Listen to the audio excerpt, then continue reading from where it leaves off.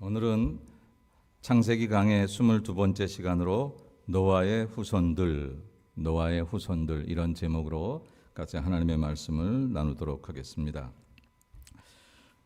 오늘은 노아와 그 아들들에 관한, 특별히 그 세 아들들에 관한 얘기인데, 노아가 세 아들들만 낳았을 리는 없습니다만 성경에 소개되어 있는 노아의 자식이 이 세 아들이 대표적으로 소개가 되어 있고요.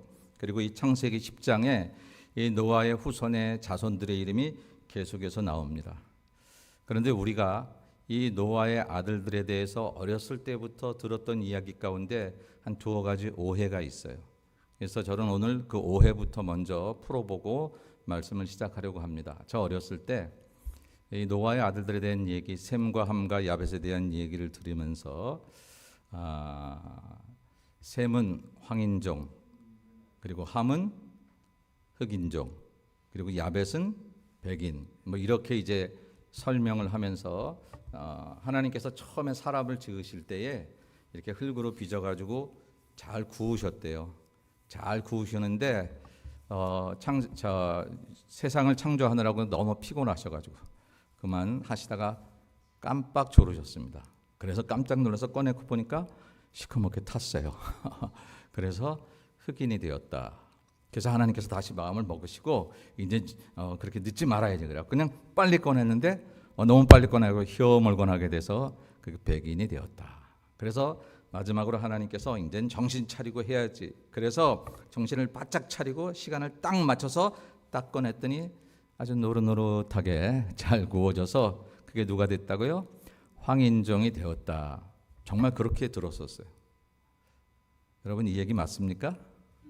틀립니다. 이 얘기 누가 만들었을까요? 노릇노릇한 사람들이 만들었겠지. 사람이 성경을 봐도 내 입장에서 내 좋은 대로 보기 시작하면 성경을 마귀도 쓰는 것처럼 그렇게 잘못 사용할 수 있어요. 하나님은 사람을 인종으로 나누지 않으시고 피부 색깔로 판단하지 않으십니다. 또 한 가지 오해는 뭐냐면요. 이제 이 세 아들 중에 함이라는 아들이 아버지 노아가 포도주에 취해서 이렇게 누워 있으면서 하체를 벗고 있을 때 그 아버지의 부끄러움을 가리지 않고 그걸 밖에 나가서 알렸다 그랬습니다. 그래서 나중에 그가 저주를 받기를 너는 셈과 야벳의 종이 될 거다. 그런 저주를 받아요. 그런데 여러분 성경이 그런 저주를 받았으면 그 자식들은 무조건 그 저주가 이어가나요? 그런 경향성이 계속 있지만 그러나 그 속에서도 그 아들이 정신 차리고 믿음으로 바로 서면 그 모든 죄의 굴레에서 벗어날 수 있는 거거든요. 근데 그 성경의 얘기를 미국의 백인들이, 특별히 미국 남부의 많은 백인들이 노예를 소유하면서 그 성경을 열심히 증거하기 시작합니다. 우리가 노예를 사용하는 것은 절대로 잘못된 것이 아니다. 그리고 특별히 그 아프리카 대륙에 흑인들을 데리고 온 것은 그들이 저주를 받아서 마땅히 받을 죗값을 받는 것이지 그것은 아무 문제가 되지 않는다. 하나님을 믿는데 하나님의 형상대로 태어난 사람임을 믿으면서도 불구하고 함의 아들들이 저주를 받아서 그래서 셈과 야벳의 종이 된다는 그 저주를 근거로 삼아서 오늘날도 21세기에도 우리들은 그들을 노예로 부릴 수 있고 인격으로 대하지 않아도 된다. 그러면서 하나님을 여전히 노래하고 찬양하는 것. 이게 미국의 특별히 남부를 중심한 백인 사회에서 만들어낸 또 하나의 오해예요. 이것을 이겨내기 위해서 링컨이 남북전쟁도 노예 문제로 했던 것을 우리는 잘 압니다. 그러니까 성경도 역시 백인들이 보면 백인의 하나님이에요. 그래서 저 아프리카 어떤 나라에서는 하나님을 흑인으로 검은색으로 그려요. 하나님이 흑인이다 이렇게 주장할 필요도 없고 하나님이 백인이다 이렇게 주장할 필요도 전혀 없죠. 왜냐하면 하나님은 형체가 아니시니까, 사람이 아니니까. 그런데 내가 백인일 경우에 그렇게 하나님을 와이스로 생각하는 것이고, 그리고 함의 아들들이 저주를 받았다는 것 때문에 저주받은 그 후손들을 데려다가 내가 노예로 써도 그건 아무런 문제가 되지 않는다고 하는 아주 잘못된 생각들을 아직까지도 많은 크리스천들이 가지고 있다라고 하는 것입니다. 거듭 말하지만 하나님은 사람을 피부색으로 평가하지 않으시며 어느 민족만 특별히 사랑하시는 것 아닌 것이 유대 민족조차도 성경에 분명히 기록하기를 니들이 대단히 뛰어나고 대단히 너무 사랑스러워서 너들을 택했다라고 절대 말하지 않고 가장 작은 자기 때문에, 가장 약한 자기 때문에 약한 자를 들어 강한 자를 부끄럽게 하시는 우리 하나님께서 그 백성을 사용하신다고 이야기를 하고 있는 것을 보면 이런 잘못된 해석들이 우리가 가져서는 안 되겠다라고 하는 것이죠. 그럼 이제 이런 잘못된 생각들을 우리가 없애고 그런 생각들을 하지 않으면서 오늘 이야기를 좀 풀어가 보려고 합니다. 이 창세기 10장에는 노아의 후손들의 얘기가 나오는데 노아의 아들들의 이름은 셈과 함과 야벳인데 이 셈과 함과 야벳이 각 민족의 조상들이 되었다라고 하는 거예요. 성경에 보니까 노아의 아들 셈과 함과 야벳의 족보는 이러하니라. 홍수 후에 그들이 아들들을 낳았으니 노아의 홍수가 끝난 다음에 성경에는 노아가 500세 되던 해에 셈과 함과 야벳을 낳았다 그랬어요. 근데 100년 지난 600세 때 홍수가 생겼습니다. 홍수가 일어났어요. 그런데 그 홍수 후에 또 그 아들들은 또 아들들을 낳았다. 100세가 지나서 이제 아들들을 낳았다라고 하는 거죠. 그리고 오늘 마지막 절에 보면 쭉 이제 1절서부터 2절서부터 야벳과 함과 셈의 자손들의 이름들을 쭉 열거한 후에 마지막 절이 이들은 그 백성들의 족보에 따르면 노아 자손의 족속들이요 홍수 후에 이들에게서 그 땅의 백성들이 나뉘었더라라고 이야기를 합니다. 지금 현재 5대양 6대주에 흩어져 있는 모든 민족의 근원이 어디냐? 노아의 후손들 셈과 함과 야벳에서 나뉘어졌다라고 하는 것입니다. 그런데 이 성경에는 오늘 창세기 10장에는 그 얘기를 하면서도 실제로 거기에 기록하고 있는 우리가 다 읽지는 않았고 군데군데 읽었습니다만 거기에 1절부터 32절까지는 딱 70개의 민족의 이름이 나와요. 70민족, 그것이 민족의 이름이기도 하고 혹은 지명이기도 하고 혹은 사람 이름이기도 합니다. 왜 70개만 나올까? 지금 5대양 6대지에 흩어져 있는 그런 인구들과 그런 나라와 민족과 종족들이 얼마나 많은데, 물론 노아 시대 때 얘기하고 지금은 많이 시대가 달라졌고 또 5대양 6대주의 모습도 다르고 민족의 모습도 달라서 지금처럼 많지는 않았겠지만 그럼에도 불구하고 성경은 딱 70개만 얘기하고 있는 것은 무엇이냐면 성경이 얘기하고자 하는 그런 성경의 표현 방법 때문에 그렇습니다. 여러분 아시는 대로 7이라고 하는 것은 성경에서 어떤 숫자죠? 완전 숫자입니다. 70 역시 완전 숫자입니다. 여기서 70이라고 하는 이 숫자는 모든 민족, 모든 족속, 모든 백성을 다 포함하는 이야기인 거예요. 실제로는 뭐 몇백 개가 될지 몇천 개가 될지 모르겠지만 그러나 그것을 70으로 분류한 그것은 야벳과 함과 그리고 셈을 통해서 전 세계 모든 민족이 나왔다라고 하는 것을 강조하기 위해서 70으로 설명을 하고 있었다라고 하는 것이죠. 그래서 이 70개의 민족 중에 소개를 하는데 그 소개를 야벳을 먼저 소개하고 그다음에 함의 후손을 소개하고 그다음에 이제 셈의 후손을 소개합니다. 그래서 간단하게 살펴보면 이래요. 첫째는 야벳의 후손을 2절에서 5절까지 소개합니다. 근데 야벳이라고 하는 말은 어떤 말이냐면 열린 혹은 널리 확장되는 이런 뜻을 가지고 있어요. 다른 말로 말하면 번성한다는 거예요. 그러니까 이 단어 야벳이라는 단어를 통해서 벌써 우리가 생각할 수 있는 것은 뭐냐면 이 야벳의 후손들은 널리 확장되는 그런 민족성과 그런 축복을 받는 거예요. 번성하는 그런. 그래서 나중에 이 백성들이 이제 소아시아 지역이나 지중해 북쪽이나 유럽의 전 지역으로 이렇게 그들의 백성들의 후손들이 성장하는 것을 보게 됩니다. 그래서 유럽 문명이 발전을 하잖아요. 서양 문명이 물질적으로는 굉장히 발전을 많이 합니다. 그래서 이 야벳의 이름 자체가 번성, 확장되는 이런 이름을 가진 것들처럼 지금 오늘 본문에 나와 있는 이름들 중에도 뭐 스페인이나 키프로스, 로도스라고 하는 이름들이 등장하는 거기에 우리가 그 이름이 직접 나와 있지는 않지만 그런 옛날 이름들이 그런 이름들을 가지고 있는 이름들이 있고요. 이들은 주로 해양 민족을 형성하면서 나중에 이제 유럽 지역을 차지하게 되는 그런 민족들입니다. 이들이 이제 흩어진 지역이 그런 지역이다라고 하는 것이죠. 그래서 이들은 물질적인 번영을 가지고 있어요. 서양 문명은 참 발전하고 번성한 그런 문명들을 가지고 있습니다. 두 번째는요, 함의 후손을 설명하고 있는데 6절에서 20절까지 쭉 그 이름들이 나옵니다. 근데 함이라고 하는 말, 이 함이라고 하는 말은 뜨겁다, 따뜻하다라고 하는 뜻을 가지고 있고 동시에 검은 피부라고 하는 뜻을 또한 가지고 있습니다. 이 함의 후손들은 우리가 일반적으로는 흑인들, 그래서 저 아프리카 대륙에 흩어졌다 이렇게 알고 있지만 물론 맞아요. 아프리카 대륙 쪽으로 간 것. 그러나 아프리카만이 아니라 사실 바벨론, 여러분 잘 알고 있는 바벨론의 조상이 아까 잠깐 읽으면서 니므롯이라고 하는 사람을 읽었는데 이 니므롯이 바벨론의 그런 시조가 되는 거예요. 바벨론은 성경의 역사상 가장 세상적으로 강한 나라입니다. 하나님을 대적하는 그런 상징적으로 나오는 말이에요. 근데 이제 함에게서 나온 그런 강함이, 인간적인 강함이 바로 이 니므롯에서 시작이 됐다라고 하는 것이고요. 그래서 바벨론뿐만 아니라 주로 이제 아프리카 대륙 쪽으로 가서 그들이 살게 되면서 이들은 이제 흑인들의 조상이 되었다. 보통 그렇게들 이야기를 하고 있습니다. 그 다음에 이제 세 번째가 셈의 후손입니다. 셈의 후손들은 21절부터 31절까지 나오는데 이 셈이라고 하는 말, 이 말의 뜻은 이름이라는 뜻을 가지고 있고 명성 혹은 명예라고 하는 그런 이름을 가지고 있습니다. 역시 이 셈의 후손들은 히브리 지역, 이스라엘 지역과 페르시아 지역, 아스트리아, 아람. 사실 이 셈의 후손들을 우리가 아시아 쪽으로 많이 얘기하거든요. 그리고 우리 한국 사람도 셈의 후손이다 이렇게 많이 얘기들 해요. 그러고 싶어요. 근데 성경에 나와 있는 얘기만 가지고는 그렇게 딱 말하기는 어려워요. 아무래도 야벳과 함과 셈 중에서는 가장 아시아 쪽과 가까운 그런 이름이 바로 셈인 것은 맞아요.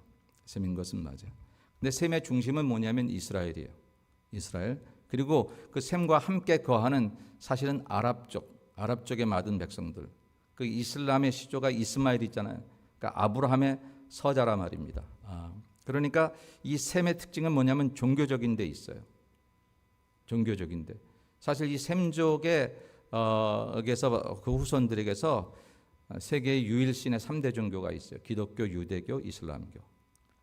많은 종교들이 다신이나 어떤 그런 신이 여러 개 있거나 혹은 범신 같은 아무데도 다 신이 있는 것처럼 믿는데 오직 신은 하나다라고 주장하는 것을 유일신교라 그러는데 세계 유일신교가 딱 세 개거든요. 기독교, 유대교, 이슬람교. 네, 그렇게 있는데 그게 다 이 셈족에서 나온 거다. 그래서 이 셈족은 사실 이 셈족의 후손들의 이름을 보면 지명이나 인명의 이름보다는 결국은 이 셈족의 이야기는 이따 마지막 결론을 질 때 아브라함으로 이어지는 그런 통로로 사용되고 있는 것을 볼 수가 있습니다.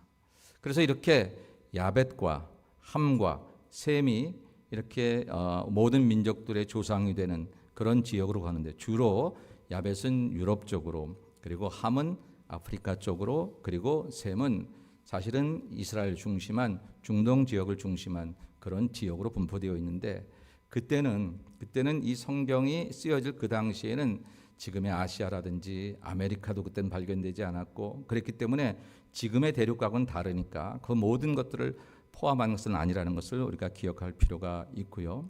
그래서 이렇게 세 명의 아들들이 모든 민족의 조상이 되었다라고 하는 것을 일단 볼 수 있습니다. 그런데 그 다음에 관심을 갖는 건 뭐냐면 성경이 셈과 함과 야벳에서 세대에서 기록한 게 전부 다 6번 나와요. 성경 구절이. 노아의 아들들은 셈과 함과 야벳이다. 근데 꼭 요 순서대로 나와요. 6번 다. 셈과 함과 야벳. 요 순서대로 나와요.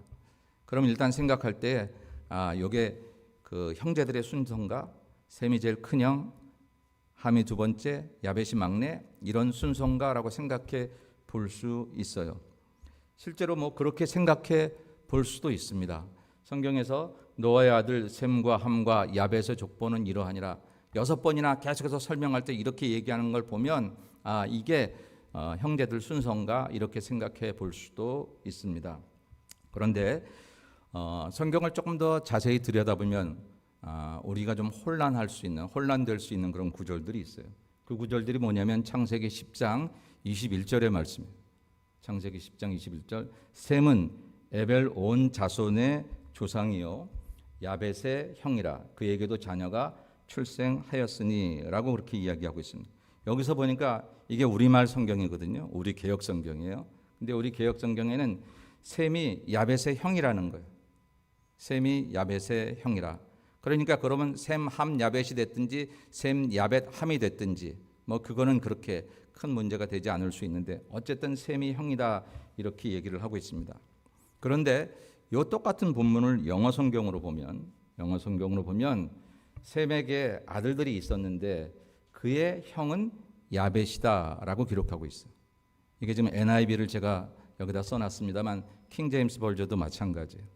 영어 성경은 전부 다 셈이 형이 아니라 야벳이 형이다 이렇게 기록하고 있습니다. 왜 이런 차이가 생겼을까? 그것은 히브리 원문 때문에 그렇습니다. 제가 히브리 원문은 여기다 소개를 지금 못 해드리지만 히브리 원문에서 지금 영어 성경에서 셈이 여러 아들들이 있었는데 그의 형은 야벳이다 이 말을 셈으로 연결하든지 야벳으로 연결하든지에 따라서 야벳이 형이 될 수도 있고 또 셈이 형이 될 수도 있는 그런 언어적인 혼란이 있을 수 있습니다. 그래서 제가 이거 설교하기 전에 많은 데를 찾아봤어요. 뭐 인터넷에도 많이 찾아보고 여러 자료들을 찾아봤는데 그냥 이 두 가지 중에서 선택하는 거예요. 어떤 분들은 셈함 야벳이 맞다. 혹은 셈 야벳 함이 맞다. 함을 둘째 아들이라고 여기 성경에 나왔는데 영어 성경에는 또 영기스트 선이라고 그러죠. 가장 어린 아들이라고 또 나와 있어요. 그래서 어쨌든 셈이 제일 큰 형이다 이렇게 주장하는 데도 있고 또 하나는 야벳이 큰 형이다 이렇게 주장하는 데도 있습니다. 왜냐하면 아까 서두에 얘기했다시피 이 셈함 야벳을 낳은 때가 언제라고 그랬어요? 노아가 500세 되던 해라고 그랬어요. 500세 되던 해. 그런데 홍수 후 이태해 야벳이 이제 자식을 낳습니다. 그런 얘기가 성경에 나오기를 시작해요. 그래서 그러려면은 야벳이 자식을 낳는데 그때가 야벳이 100세라 그렇게 이야기를 하고 있습니다. 그렇게 되면 502세 때 이제 낳아져야 되는 거라서 500세 태어날 수 없다. 제가 조금 순서를 바꾼 것 같죠? 셈이 그렇다고 하는 얘기입니다. 그래서 어쨌든 헷갈려요.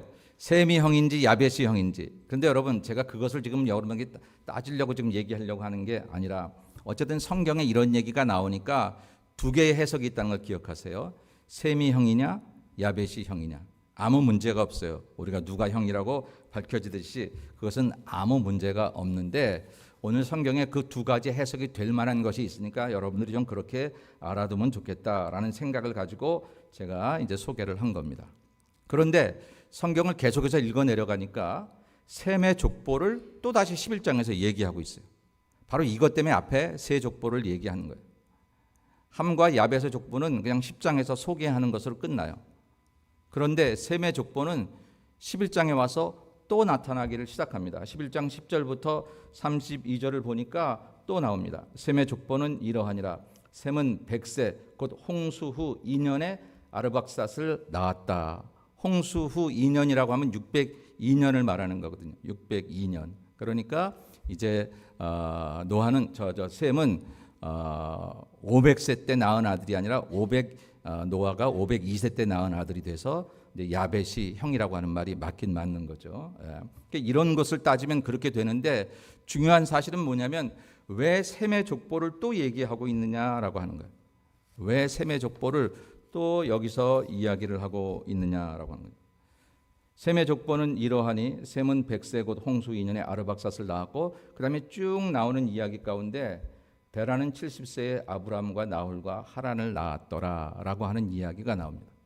이게 창세기 11장 마지막 부분이고 그리고 더 마지막은 데라의 후예들을 잠깐 소개하는 것으로 결국은 셈의 족보가 누구에게서 이어진다?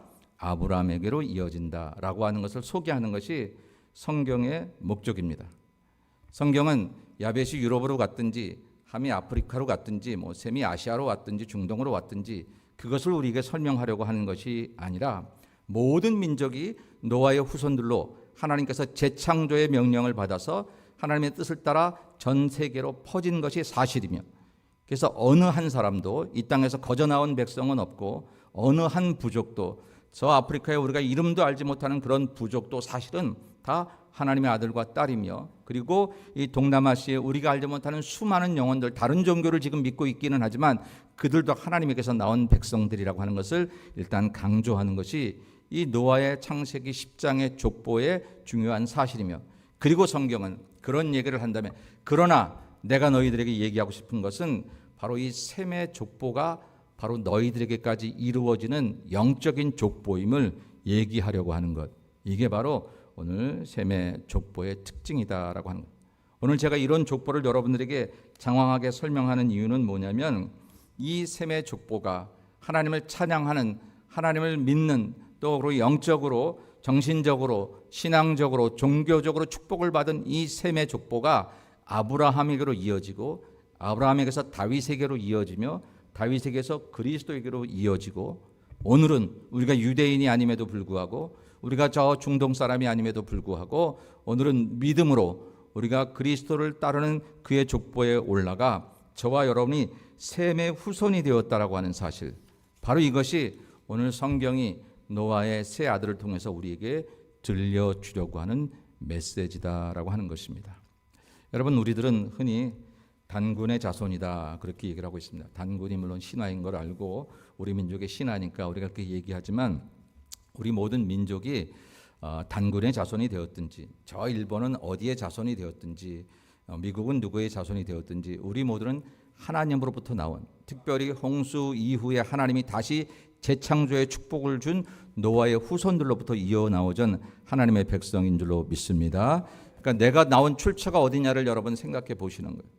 우리가 미국 살면서 가끔씩 우리 아이들에게 너는 그래도 한국 사람이야, 네가 어디서 나왔는지를 알아야 돼, 이렇게 자기가 자라난 것을 가르쳐주는, 그것은 그의 정신성을 위해서 그러기 때문인데, 여러분 빌립보서 3장 20절에 보니까 우리의 시민권은 어디에 있는지라? 하늘에 있는지라 라고 얘기를 하고 있습니다. 히브리서 11장에 보니까 고향을 떠난 많은 믿음의 사람들이 고향에 돌아갈 기회가 있었어도 돌아가지 않고, 돌아가지 않았어도 그것 때문에 괴로워하지 않았던 것은 무엇을 사모함이라? 본향을 사모함이라. 돌아갈 내 고향 하늘나라, 그것을 사모하기 때문이다라고 하는 것입니다. 오늘 이 족보를 통해서, 아이고 목사님 내 족보도 모르는데, 우리 집 족보도 모르는데 뭐 성경의 족보를, 여러분 진짜 여러분 족보 아세요? 저는 정씨인데 제 족보를 한번 얘기해 드릴까요? 관심 없죠? 예. 저는 어쨌든 요즘엔 어디 정씨냐고 물으면 저는 LA 정씨라고 그럽니다. 예. 뭐 이제는 소용없어요. 경주 정씨고 뭐 무슨 그 무슨 소용이 있겠습니까? 오늘 여기서 내 믿음을 통해서, 내 몸을 통해서 낳은 아이들이 그 믿음이 계승되면 그게 바로 셈의 족보가 되고, 하나님이 나를 통해 이 세상을 이어나가려고 하는 하나님의 계획이 있는 가문이 되는 거고, 만일 그렇지 않고 믿음이 계대되어 내려가지 않으면 살아있기는 하지만 몸의 후손은 이어져 가지만 성경이 말하는 셈의 후손은 들어갈 수 없다라고 하는 것입니다. 오늘 성경은 우리에게 너희가 셈의 후손이 되기를 위해서 기대하고 기도하고 그것을 바라는 모습으로 살아가게 하기 위해서 창세기 10장의 세 개의 족보를 쭉 얘기한 다음에 11장, 물론 바벨탑 얘기가 빠졌어요. 다음에 바벨탑 얘기를 하겠지만 그 일이 일어난 후에 다시 한번 셈의 족보를 꺼냅니다. 그리고 창세기 1장부터 11장까지 인류 전체에 해당되는 역사를, 창조부터 타락과 구원과 홍수와 심판을 다 얘기하신 다음에 갑자기 한 사람을 하나님께서 포인트하십니다. 그게 누구냐면 바로 아브라함이에요. 그 아브라함을 통해서 하나님은 새로운 역사를 어떻게 구속사로 만들어 가시는지를 이제 우리에게 보여주십니다. 그런데 바로 그 아브라함이 셈의 후손이다라고 하는 것을 강조하는 것은 뭐냐면, 저와 여러분들이 한국 살든지 미국 살든지 어느 가문에서 태어났든지 어느 성씨로 태어났든지 관계없이 우리가 하나님의 아들들임을, 하나님의 자녀들임을 생각하고, 우리가 살아있어 우리의 후손들이 이어져 세상의 육신과 세상의 이름의 이름만 이어져 나가는 것이 아니라 믿음이 계대되어 내려가야, 믿음이 계속해서 흘러가야 성경에 말하는 족보에 올라갈 수 있다라고 하는 것입니다. 여러분, 우리는 셈의 후손입니다. 다시 말하면 아브라함의 후손입니다. 여러분이 아브라함의 후손인 것을 믿으십니까? 억지로요? 여러분이 아브라함의 후손이라는 얘기가 좋으십니까? 만일 정말 훌륭한 어떤 인물이 있다면 내가 그분의 후손이라는 사실에 으쓱할 거예요. 그 사람이 우리 할아버지야 뭐 이러면서 으쓱할 거예요. 여러분의 할아버지가 아브라함이라는 사실에 여러분 어떠세요? 오늘 이 족보를 통해서 다시 한번 우리가 세상 족보의 화려함을 가지고 있어도 으쓱할 텐데, 우리 족보에 왕이 몇 명 나왔고 뭐 수상이 몇 명 나왔고 뭐가 영의정 좌의정이 몇 명 나왔다 그러면 가끔 그런 얘기 참 잘하시는 분들 계시거든요. 우리 집에 몇 대 손 뭐 판사를 지내셨다고 어쩌고 판서를 지내셨다고 뭐 그러시는데, 뭐 그것도 귀하지만 여러분, 우리 집안에, 저와 여러분의 집안이 이게 한 집안이 됐는데, 이 집안에 우리의 조상이 바로 아브라함이라는 사실, 이게 얼마나 놀라운 일입니까? 이스마엘이 우리 선조가 될 수 있었을런지도 모르는데, 니므롯과 같은 그런 죄악의 사람들이 우리 선조가 될 수 있었을지도 모르는데, 이것은 우리가 한국 민족으로 태어났기 때문에 받은 축복이 아니고, 이것은 우리가 뭐 세상적으로 성공해서 받은 축복이 아니라, 오늘 예수를 알고 예수 그리스도가 나의 구세주인 것을 믿음으로 내가 한국에 있든지 미국에 살든지, 내가 형편이 좋든지 나쁘든지, 내가 건강하든지 아프든지, 내 어떤 삶의 환경과 관계없이 내가 하나님의 사람이 되었다는 그 놀라운 하늘의 소식을 오늘 이 창세기 10장의 11장의 족보를 통해서 우리에게 알려주신다라고 하는 것입니다. 그리고 이것을 성경은 기업이라고 말을 합니다. 성경에서 세상에서 기업이라고 말하면 뭐 회사나 비즈니스 뭐 이런 것들을 기업이라고 말하지만, 성경의 기업은 때로는 자식이 기업이 될 수도 있고, 성경의 기업은 뭐 어떤 하나의 현상이 기업이 될 수도 있지만, 오늘 우리가 믿음의 사람이 되었고 이 믿음이 계대되어 내려가야 된다는 것을 우리는 기업이라고 말합니다. 조금 후에 부를 찬송, 나의 영원하신 기업 생명보다 귀하다. 나의 영원하신 기업이 뭐죠? 내가 가진 비즈니스, 내가 죽어도 계속될 거, 내 자식들 영원히 뭐 성공할 걸, 뭐 우리 가문. 여러분, 성경은 그것을 귀하다고 말하지 않습니다. 성경이 귀한 것은 뭐냐면, 네가 어쩌자고 예수를 믿어. 지금 현대로 말하면 70억이 넘는 사람들 중에 한 25%, 30% 정도가 기독교가 될까요? 그 안에 또 천주교가 들어가 있잖아요.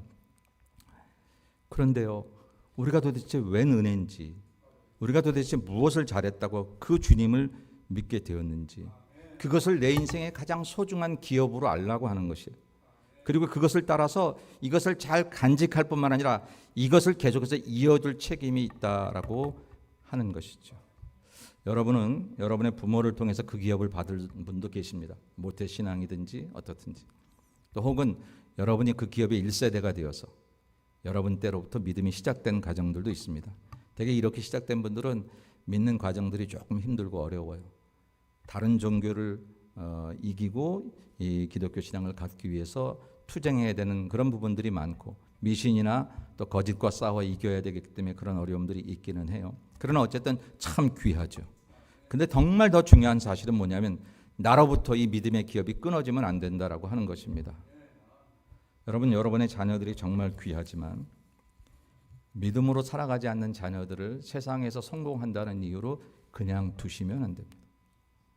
세상적으로 성공하거나 세상적으로 잘 된다는 이유 때문에 우리들의 자녀들이, 학생들이든지 혹은 결혼한 자녀들이든지 그냥 그에 대해서 내가 아무 말 할 말이 없다고 말하는 것은 결코 옳지 않습니다. 목사님, 아이들이 머리가 크니까 말을 안 들어요. 그래요. 뭐 머리가 커야만 안 들리는 게 요만해도 잘 안 들으려면 안 들어요. 다 자기 마음대로 안 듣죠. 근데 안 들어도 내가 당장 그 아이들 어떻게 꺾어서 내 뜻대로 하지 못한다 할지라도 바른 것을 얘기는 해야 돼요. 얘기는 해야 돼요. 세상적인 형통은 니므롯도 가졌어요. 바벨론도 가졌어요. 그 바벨론 제국의 화려함, 형통함이라는 것은 대단했어요. 하나님 없이도 살아갈 수 있을 만큼 그렇게 충족했어요. 내 자녀들이, 내 가문이 하나님을 믿는 믿음에 서 있지 못한 것을, 세상에서 당장 주머니가 비지 않았거나 먹는 데 지장이 없거나 아이들이 세상적으로 잘 나간다는 것 때문에 우리의 자녀들이 또 가서 자녀를 낳고 좋은 직장 다니면서 나보다, 믿는 아버지보다 더 좋은 차를 타고 다니고 더 좋은 집을 가지고 있다고 할지라도, 그렇다고 할지라도 나를 통해서 셈의 후손의 족보가 이어가지 않는다면 그건 안 된다라고 하는 것입니다. 물론 이 생각하죠. 아이고, 목사님 말한다고 되는 거 아니라서 기도해요. 그래요, 기도하셔야 됩니다. 정말 기도하셔야 되는데 많은 경우에 그거를 그냥 체념할 때 쓰는 단어로 얘기할 때가 많더라고요. 실제로 기도 안 해요. 그냥 그렇게 얘기를 해요. 그리고 하나님이 언젠가 붙잡아 주실 거라고 믿어요. 저도 그렇게 믿어요. 왜냐하면 믿음 생활을 했던 부모가 있는 자녀들은 그렇게 쉽게 잘못되지 않아요. 함부로 사는 것도 힘든 것, 어려운 거지만 여러분, 우리가 잘못되는 것도 쉽지 않은 거예요. 하나님의 자녀들에게 있어서. 그래서 분명히 그들이 올 것을 믿지만 그렇다고 그냥 내박쳐두면 안 된다. 방치하면 안 된다라고 하는 것입니다. 저는 이번 주에 사실 여러 가지로 좀 바빴어요. 전 세계에서 오신 선교사님들을 좀 많이 만나면서 여러 가지 제가 교회뿐만 아니라 학교에 대한 얘기도 나누고 뭐 그러면서 많이 바쁘고 또 BBS도 왔다 갔다 하고 우리 성경 공부도 하고 뭐 그러면서 참 많이 바빴는데 이 말씀을 묵상하면서 우리 교우들 가정을 다 하나하나씩 생각해 봤어요. 우리 권사님 자녀분들이 어디에 있는데, 미국에 있는데, 한국에 있는데, 지금 학생인데 혹은 가정을 이루고 있는데,